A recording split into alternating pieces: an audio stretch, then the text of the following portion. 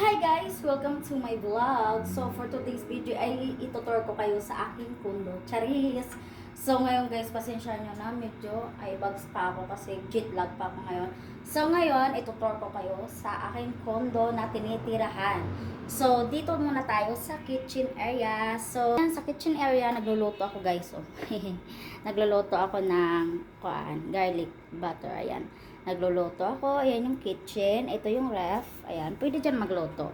And then, dito is table para pag kumain kayo. And then, dito, pagpasok mo is meron siyang malaking ilaw. And then, meron siyang libreng kutsyon pag may bisita kayo. Yan. Tapos, ito yung malaking bedroom. And then, yung sala, aircon, and TV. Ayan siya, guys. Ayan. So, ayan siya. Malaki siya, guys. Good for 2. Okay na siya. Pero ito yung pinaka-bar. Ayan siya guys.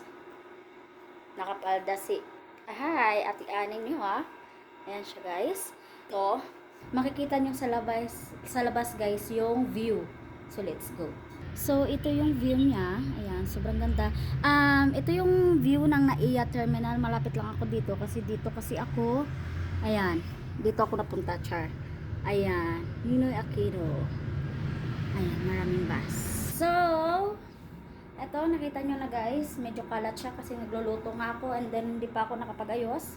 Medyo kalat, ayan yung gamit ko. And then yung aircon na mahina, pero okay na siya. And then yung bed, and then punta tayo dyan sa CR. Ayan, dito sa CR guys, is simple lang siya. CR. Eto siya. Wait. Ay. Ayan siya, meron siya dito, ayan. Malaking mirror, ayan. And then, malaking, hindi yan malaki, shower area. Ayan siya guys, naligo na ako kanina. And then washing machine, ayan. I think kwarto, automatic din. Uy, meron pang brief pa, kanino kaya to, char. Ayan, automatic na siya guys. So ayun yung ilaw lang, very simple lang, very simple but elegant, chars. So, titingnan na natin yung niluluto natin kasi. And then, free wifi pala dito, guys. Ayan yung niluluto ko. Hindi pa kumukulo. And then, guys, nakuha ko kasi walang kutsilyo. So, ang ginawa ko, ito yung kinukutsilyo ko. Ayan. So, yan lang siya, guys. So, ayan siya.